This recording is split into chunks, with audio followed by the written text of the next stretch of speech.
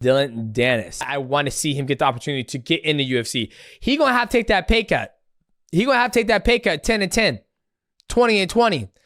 Whatever he's making in Misfits, and he goes to UFC, you got to say goodbye to that because that shit ain't flying in the UFC. They don't give your ass 10-10, 20-20, put your ass on an escalator for two, you beat them, you go to 12-12, 14-14, and then maybe we might talk some, decent, maybe might go 120.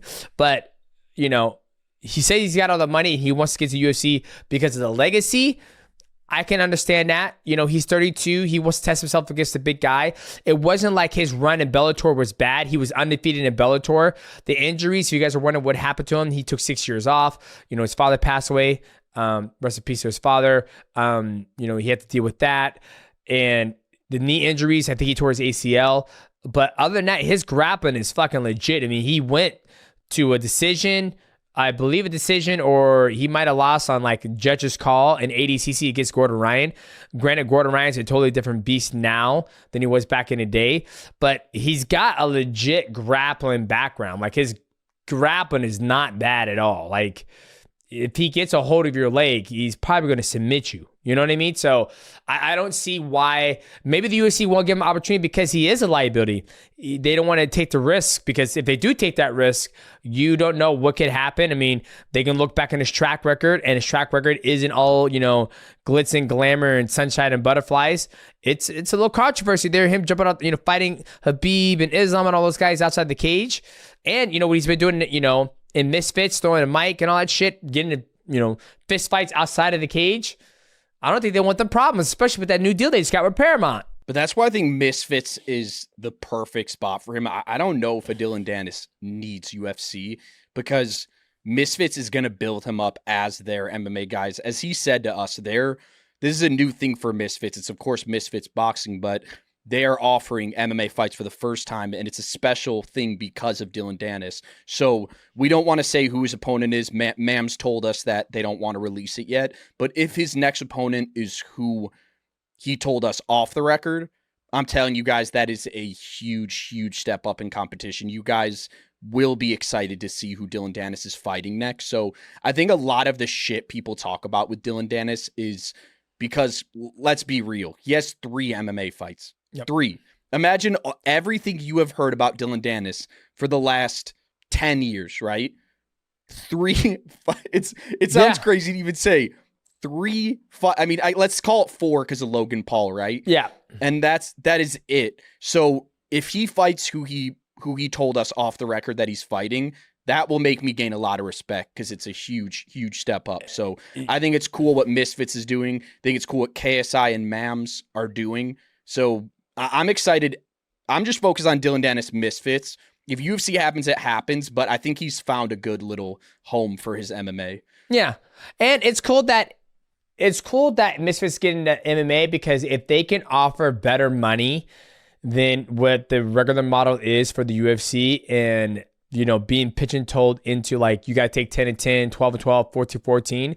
I think a lot of people understand. I understand there's a legacy aspect to it. But at the end of the day, it's about making as much money as possible and getting the fuck out. Like Conor McGregor said it best. You get in, you fight for the cash, and you get out. Because at the end of the day, legacy doesn't pay bills. It's fucking the Benjamin Franklin, the $1 bill, the green money. That's what pays the bills. So yeah, I have to jump in a boat with you. If Dillon Danis doesn't need the UFC, I think he's fine where he is, and if he keep on having these fights, and this next fight, he gets to fight this athlete, I think it'd be a great fight because this athlete's going to know what to do.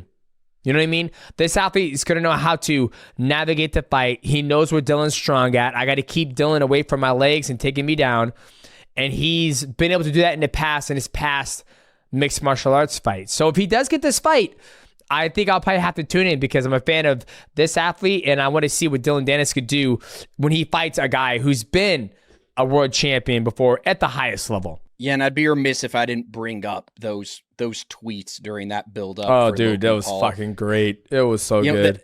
The fight killed me because I was so excited because of that Twitter game. Just the strongest Twitter game that I've maybe ever seen. It was a legendary run. It's costing him this lawsuit, which is really unfortunate, but shit, at least for me, it was worth it just I'll never forget. We wake up every single morning and text each other like, "Oh, look what he said." It was godly. That Twitter run was absolutely godly. Yeah, and I think it's absolutely ridiculous if this lawsuit is real. Like, come on, just enough is enough. You proved your point. Move on.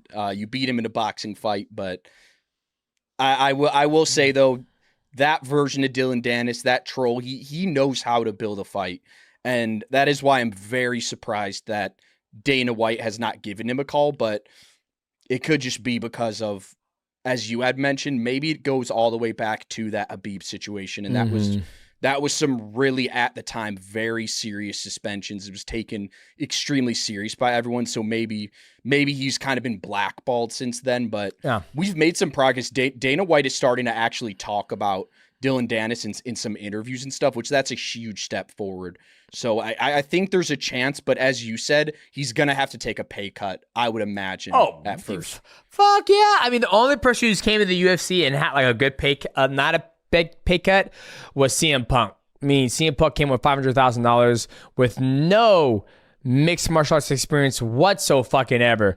So we got to tell Dennis he's 3-0, so maybe he can keep, some good change. But if I had to roll the dice, I'd be shocked if he gets more than 10. Well, he should get more than 10-10, but I would not be surprised if they put him in that fucking Contender Series 10-10. Well, yeah, the better example is the example that he used, but which was Ben Askren. But what's unfair about that comparison is Ben Askren was a one champion. He was an Olympian. He was a two-time national champion at Missouri. There was way more. He was undefeated, I believe, right, in MMA before no, UFC I believe signed him. No, I think he's lost before, and I think he did. I could Ben be wrong. Askren?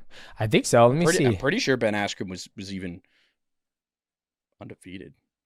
I'm gonna take a look real quick. I thought he lost before he got to the UFC. Let me check. Let me go to Google. Google's faster. Yeah, no, he was actually he was undefeated.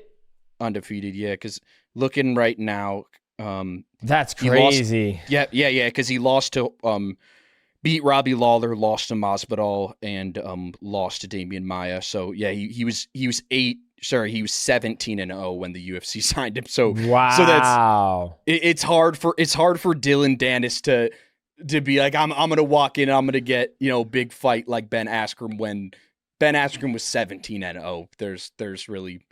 There's no comparison to walking into UFC and being 3-0 in MMA, even with his jiu-jitsu acumen and also Danis has spent years and years training with the best guys. He doesn't want to kiss and tell, but he's been training with Alex Pereira on a daily basis. Mm-hmm. He of course trained with prime Conor McGregor for years, so of course he does have a little bit more than your average 3-0 MMA fighter would have. But yep. I agree with you. He might have to go on an Ultimate Fighter or a as crazy as it sounds, or a Dana White Contender Series. He might have to do that, and I don't know if he's willing to. Yeah. Well, boys, we'll have to see what happens to Dillon Danis.